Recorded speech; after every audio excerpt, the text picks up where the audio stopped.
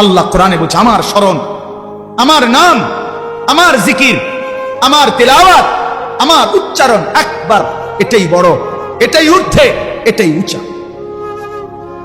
আমরা তাফসীরে পড়ছি, এক ফোঁটা তেল যদি সাগরের পানির মধ্যে ফেলা হয়, উত্তাল সাগরের ঢেউ যত উপরেই উঠুক, কিন্তু তেলের ফোঁটাটা তার উপরেই থাকে। কথা বোঝেন নাই? তেলের ফোঁটা তার উপরেই থাকে।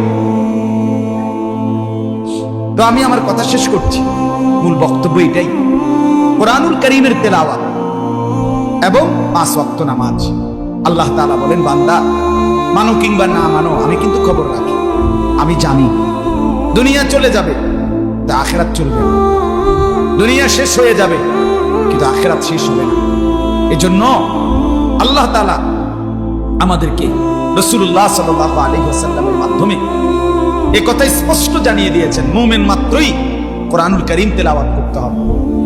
হাফেজে কোরআন সবাই না হোক, মুখস্থ আল্লাহ তৌফিক দিলে হবে, মনে করেন পারলো না কেউ, কিন্তু একজন মুসলমান পরিচয়ধারী, যে নিজেকে মুসলমান পরিচয় দেয়, অথচ সে কমপক্ষে দেখে দেখে আল্লাহর কোরআন দেখে দেখে শুদ্ধ সহি শুদ্ধ পড়তে পারে না, এর চাইতে লজ্জা, আফসোস, দুঃখ, হতাশার কথা আসমানের নিচে জমিনের উপরে আর কিছু হইতে পারে?